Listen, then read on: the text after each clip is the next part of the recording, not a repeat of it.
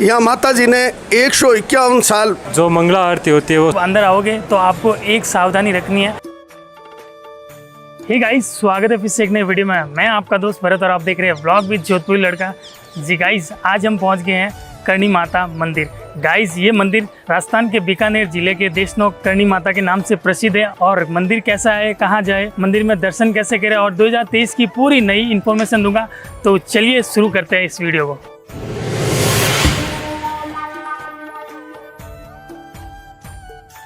करणी माता मंदिर का near by railway station पड़ता है Deshnoke station. Guys, Deshnoke station से करणी माता का मंदिर लगभग 200-300 मीटर ही चलना पड़ेगा और करणी माता मंदिर आ जाएगा। किसी भी प्रकार की बस टैक्सी किराए पे ना करें और मंदिर आपको स्टेशन से ही दिख जाएगा। कुछ लोग जो है बीकानेर स्टेशन से भी आते हैं। बीकानेर से मंदिर तक का डिस्टेंस लगभग 30 किलोमीटर पड़ता है, लेकिन nearby railway station Deshnoke station ही है। अब चलते हैं मंदिर परिसर की ओर। देशनोक स्टेशन से इस तरफ मंदिर का रास्ता जाता है और आप किसी भी रास्ते से जा सकते हैं। और आगे भी एक रास्ता है, ये सीधी गली करणी माता मंदिर की तरफ जाती है और इसी गली में सारी होटल्स हैं। पहले दर्शन कर लेते हैं क्योंकि आरती का समय भी हो चुका है और उसके बाद में हम आपको होटल का चार्जेस भी बताएंगे। गाइस, अभी हम पहुंच गए करणी माता के प्रांगण में और यहाँ पे जो पीछे दिख रहा है ये करणी माता का मंदिर है। और इस साइड में आपको शॉप्स वगैरह मिल जाएगी। अगर आपको प्रसाद वगैरह लेना है उसका भी चार्जेस मैं बताऊंगा। कुछ खाना पीना हो तो भी आप यहाँ पे खा सकते हो। तो चलते हैं किसी भी एक दुकान पे और जानते हैं यहाँ का प्रसाद का रेट वगैरह क्या है।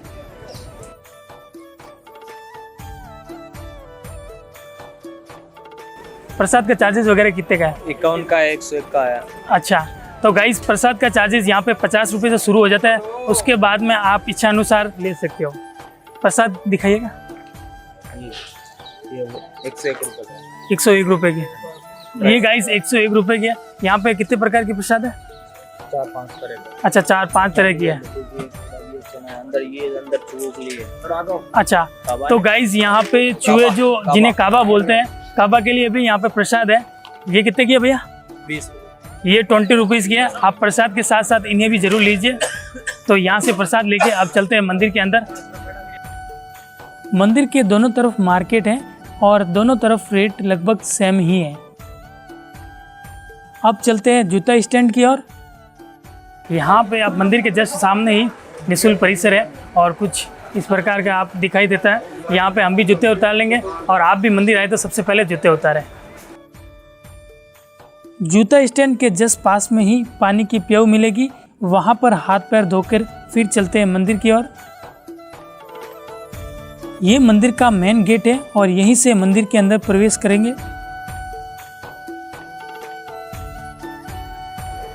गाइस, मंदिर में हम प्रवेश ले चुके हैं और यहाँ पे छोटा सा एक गेट बना रखा है, प्रवेश द्वार और निकासी द्वार का अलग अलग रास्ता है। तो यहाँ से बाहर निकलते ही आपको मंदिर मिलेगा जो बहुत ही भव्य रूप में बनाए गए हैं। ये जो अभी आप रूप देख रहे हो, ये मंदिर बीकानेर के महाराजा गंगा सिंह द्वारा निर्मित है। इस मंदिर में 25,000 से भी ज़्यादा चूहे, जिन्हें काबा बोला जाता है। मंदिर वाइट मार्बल से बनाए गए हैं और इसकी कलाकृति देखकर आप भी दंग रह जाएंगे। ये कलाकृति जयपुर शैली से निर्मित है और ये कलाकृति लगभग 15 से 20वीं सदी पुरानी मानी गई है। मेन गेट के दोनों तरफ करणी माता के शेर बैठे हैं। अगर आप भी पक्षियों का दाना प्रसाद के साथ लाए हैं तो यहाँ पर डाल दीजिए।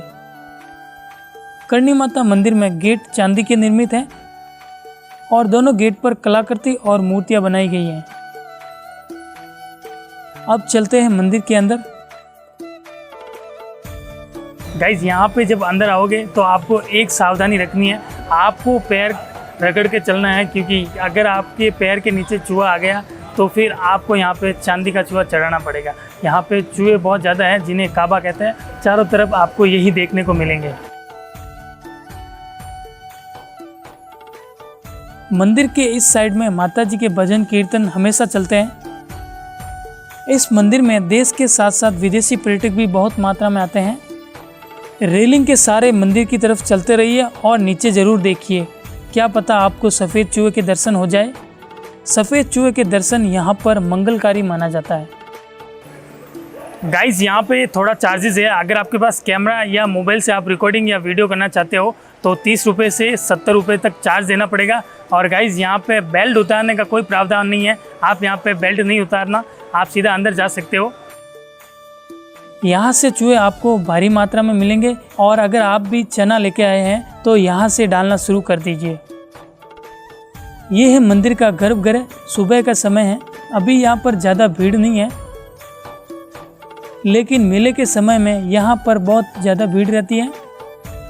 इस मंदिर में चूहे यानी काबा की झूठी प्रसाद भक्तों में बांटी जाती है। माना जाता है कि ये करणी माता की संतान है। इस मंदिर में मुख्यतः 2 मेले लगते हैं, एक अश्विन माह का मेला और दूसरा नवरात्रि का मेला, जो अभी 10 दिन के बाद में लगने वाला है। मुख्य मंदिर की दीवारों की छतें चांदी से निर्मित हैं। मंदिर की छतों पर ओम नमः करणी माता लिखा हुआ है।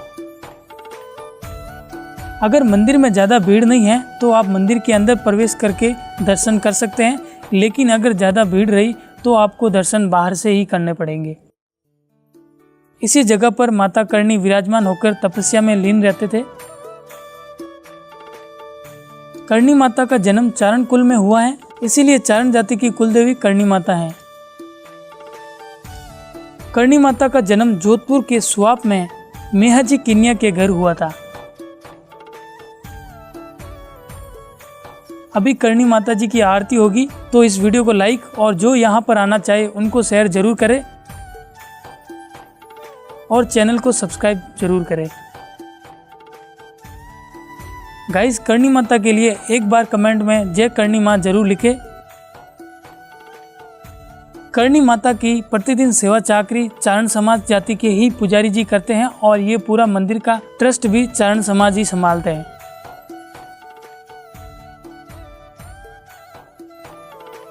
यहाँ पे सबसे ज़्यादा भक्त चारण समाज से प्रतिदिन सुबह और शाम आते हैं।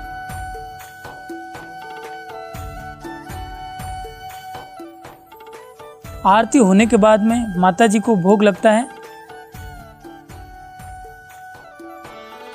और भोग का थाल मंदिर में आ गए हैं।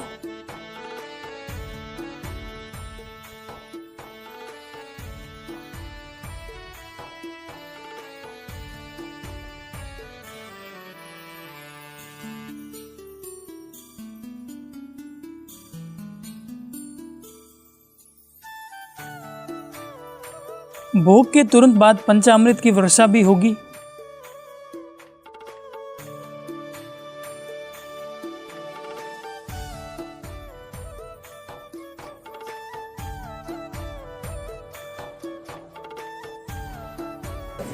अब मिलते हैं यहाँ के मंदिर की पूर्व अध्यक्ष से और जानते हैं इस मंदिर के इतिहास के बारे में। सबसे पहले मैं आपका नाम जानना चाहूँगा। मैं कैलाश दान भारत अध्यक्ष पूर्व अध्यक्ष करणी मंदिर निजी प्रन्यास देशनो। इस मंदिर के बारे में इतिहास बताइए। ये जगत जननी मातेश्वरी करणी माता का मंदिर है। राजा दक्ष ने जब यज्ञ किया था तो शक्ति के जहाँ जहाँ अंग गिरे थे वहाँ शक्तिपीठें कायम हुई थी। तो उत्तर पश्चिम भारत की मुख्य आदि शक्तिपीठ हिंगलाज माता का स्थान, जो वर्तमान में पाकिस्तान में स्थापित है, बलूचिस्तान प्रांत के अंदर लासवेला डिस्ट्रिक्ट में, उन्हीं का अवतार करणी माता को माना गया है। यहाँ माता जी ने 151 साल भौतिक शरीर रख करके भगवान राम और कृष्ण की तरह लौकिक जीवन जीने का आदर्श स्थापित किए थे। उसको जिस परिप्रेक्ष्य में देखें उसमें ये माता जी का तपस्या स्थल है। ये जो मुख्य चट्टान दिख रही है आपको, ये माता जी के स्वयं निर्मित है और ये तपस्या स्थल था। और यहाँ जिस परिप्रेक्ष्य में अपन देखते हैं, जैसे बीकानेर और जोधपुर की स्थापना, तो इनके पीछे माता जी का जो राजनीतिक उद्देश्य था वो न कि राज्य करने का होकर के उस समय की तत्कालीन परिस्थिति में छोटी छोटी विलेजनुमा स्टेट गांव थे, तो वो आपस में लड़ना झगड़ना, लूट खसोट, अत्याचार अत्याचार की पराकाष्ठा थी। तो माँ जगत जननी जगदम्बा ने देखा कि आमजन कृषि और पशुपालन के 2 मुख्य कार्य करते हुए भी अपनी आजीविका का निर्वहन अच्छी तरीके से नहीं कर पा रहे थे, लूट खसोट के प्रभावित हो रहे थे। तो बीकानेर और जोधपुर की स्थापना करके उस समय की जो प्रभावशाली जाति थी उनको राज्य सौंपा। वो राठौड़ जाति के जो शासक थे, जो कनौज से आए थे, वो यहाँ मातेश्वरी को अपनी आराध्य के रूप में भी मानते हैं। उस समय की जो परिस्थिति थी, इधर भाटी राज्य था, उनमें आपस में कोऑर्डिनेशन स्थापित किया। इधर जाट शासक थे, गोदारा, सारण, इनमें सब आपस में कोऑर्डिनेशन स्थापित करके बीकानेर और जोधपुर की स्थापना की। इसके पीछे मातेश्वरी का उद्देश्य आम जन को एक सुरक्षा संरक्षण व्यवस्था मिले। दूसरी परिप्रेक्ष्य में देखें तो यहाँ माता जी ने आज से 600 साल पहले, जब न तो जमीन की कमी थी, न गोचर की कमी थी, न कोई और करी, किसी में मानव जनसंख्या बहुत कम थी, उस समय जगत जननी भविष्य दृष्टा माँ ने 10,000 बीघे जमीन, 2500 हेक्टेयर जमीन आरक्षित की थी। इसके पीछे माँ करणी का यही रहा कि भाई यहाँ पर्यावरण देख लें, पशु संरक्षण, पशु संवर्धन, ये और गाय की सेवा की विशेष महत्ता प्रतिपादित की थी। तो ये गोचर के रूप में 10,000 बीघा आज भी ट्रस्ट द्वारा संरक्षित है, उसकी सुरक्षा की जा रही है। उसमें चार्जेज कोई किसी प्रकार का, किसी व्यक्ति का कोई पशु चरता है तो उसको निःशुल्क चार्ज है। वैसे मातेश्वरी की जीवनी के संबंध में और काबों के संबंध में मुख्य रूप से बताऊं तो मातेश्वरी ने जब विवाह की उम्र हुई तो इन्होंने मना कर दिया। वैसे तो इनके जन्म से पहले ही ऐसे चमत्कार होने लगे। उन्होंने अपने माता पिता को ऐसा पूर्वाभास करा दिया था कि अभी मैं यहाँ जन्म लेकर के आ रही हूँ आपके, तो माना नहीं। फिर जब जन्म हुआ तो जो ही जन्म होते हैं उनके बुआ ने हाथ से डूच का दे दिया कि पत्थर फिर आ गया। तो माता जी ने उसको तत्क्षण चमत्कार करते हुए हाथ एक्टिविटी करना बंद कर दिया और फिर 5 साल बाद बुआ जी को वापस हाथ ठीक कर दिया। और ये बुआ जी के रखा हुआ नाम है करणी। माता जी का जन्म का नाम रिद्धुबाई था। फिर ऐसे अनेकों चमत्कार होते रहे। फिर जब विवाह की उम्र हुई तो उन्होंने मना कर दिया कि मैं शादी नहीं करूँगी। तो उस समय में ऐश्वर्या की भाव की वजह से उन्होंने, मातेश्वरी ने उनके माता पिता को चिंतित देखा कि भाई ये शादी नहीं करेगी तो इसका जीवन कैसे बीतेगा, कैसे होगा।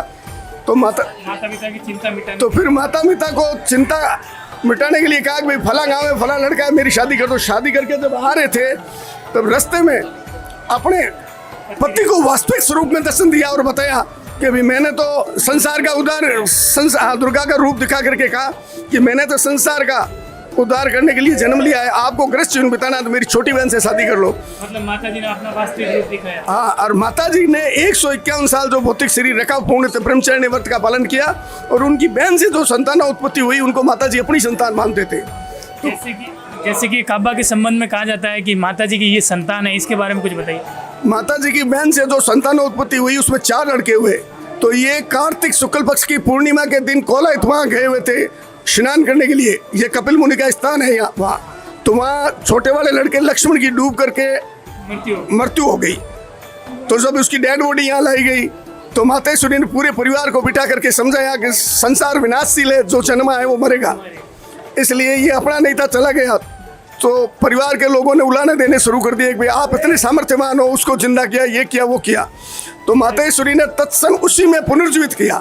तब ऐसी मान्यता, लोक मान्यता है कि धर्मराज जी और माता जी के समाध हुआ कि भाई इस शरीर में जो आता है वो उसी शरीर में वापस जीवित नहीं होता मरने के बाद में। माता जी ने वापस धर्मराज जी को ऐसा बताया कि भाई आपका विधान प्रभावित नहीं होगी, मैं इसी लोक में मेरे वंशज है उनकी व्यवस्था कर दूंगी, ये 2 योनि में रहेंगे। जब मनुष्य है तो मनुष्य के तुरंत बाद देवोत्थान करणी मंदिर का काबा बन जाता है। और करणी मंदिर का काबा ये जो दिखने में जो चूहे का आकार का, इसके मरने के बाद में देवपात परिवार में जन्म लेता है, ऐसी हमारी लोक मान्यता है। अब मिलते हैं पूज्य महाराज जी से और जानते हैं यहाँ की मंदिर की आरती। सबसे पहले मैं आपका नाम जानना चाहता हूँ। मेरा नाम पृथ्वीराज सिंह सारण। महाराज जी, यहाँ की जो आरतियाँ होती है और आरतियाँ किस समय में होती है ये बता दीजिए। जो मंगला आरती होती है वो सुबह 4:15 होती है, ठीक है। उसके बाद जो भोग लगता है सुबह 9 बजे। फिर जो शाम की आरती होती है वो शाम को 7 बजे होती है। उसके बाद मंदिर में जो द्वार है मंगल होते हैं 10 बजे। 10 बजे मंगल, 10 बजे मंगल और 10 बजे रात्रि मंदिर पूरा मंदिर बंद हो जाता है। हाँ, पूरा मंदिर। मंदिर के दर्शन के बाद अब हम आ गए हैं मंदिर के बाहर और यहाँ पर भी छोटे छोटे मंदिर बना रखे हैं, उनके भी हम दर्शन कर लेते हैं। गाइस, इन मंदिरों में करणी माता की झूठी प्रसाद बिल्कुल ना चढ़ाए। ये मंदिर 7 देवियों और माता दुर्गा का रूप भी है साइड में। माता जी के मेले के समय यहाँ पर महाप्रसादी होती है और बहुत ही विशाल कढ़ाई में भोग बनाया जाता है और ये भोग पूरे चारण समाज में बांटा जाता है। करणी माता मंदिर के बाद में अब आपको दिखाता हूँ यहाँ की धर्मशाला, यहाँ की रेटें, और किसी भी एक धर्मशाला में चलते हैं। यहाँ पे जो रहना चाहता है उसके लिए रेटें भी बताना ज़रूरी है। तो मैं चलता हूँ किसी भी एक धर्मशाला में और आपको रेटें दिखा देता हूँ और रूम्स भी दिखा देता हूँ। तो अभी मैं आ गया हूँ श्री करणी धर्मशाला देशनौक, जो मंदिर परिसर के अंदर ही है, तो ज़्यादा दूर नहीं जाना पड़ेगा। और यहाँ की रेटें और रूम दोनों दिखा देता हूँ। इस धर्मशाला में आपको नॉर्मल रूम ही मिलेगा और यहाँ पे आपको रज़ाई और कॉमन लैट्रिन बाथरूम देंगे। 120 रुपये चार्ज है एक दिन का, तो रेट वाजिब है, तो आपको रूम भी वाजिब ही मिलेगा। यहाँ पे आपको सुविधा घर जैसी मिलेगी। अब मैं आपको यहाँ की VIP होटल्स भी दिखा देता हूँ। मंदिर के बाहर की ओर इस तरफ सारी प्राइवेट होटल्स हैं। ये है मेहाई पैलेस और करणी माता मंदिर के पास में सबसे अच्छा होटल यही है और यहाँ का चार्ज है 1100 रुपये एक रूम 24 घंटे का और पूरा ऑफलाइन है, ऑनलाइन बुकिंग नहीं होगी और रेट फिक्स है यहाँ पे। तो सबसे अच्छा होटल मैंने आपको बता दिया, धर्मशाला बता दी। अब आपको दिखाता हूँ मैं अच्छा खाना यहाँ पे, तो चलते हैं खाने की ओर। वैसे खाना आप होटल में भी खा सकते हैं लेकिन थोड़ा कॉस्टली रहेगा। तो गाइज मेहाई पैलेस के बाहर आते ही आपको माँ शक्ति भोजनालय मिल जाएगा जो इस साइड में है। यहाँ पे आपको खाना एकदम घर जैसा और बहुत ही शुद्ध और हाथों हाथ बना के खिलाएंगे ये लोग। और रेटें जो है मैं आपको यहाँ पे बता देता हूँ। करणी माता मंदिर के बाद में अब हम चलेंगे करणी माता का म्यूजियम और वहाँ पे भी एक करणी माता का मंदिर बना हुआ है और जहाँ पर करणी माता ने विलोना किया था वो भी करणी माता से जुड़ा हुआ मंदिर है, तो वहाँ पे भी आपको दर्शन करवाएंगे। तो चलते हैं वहाँ पर।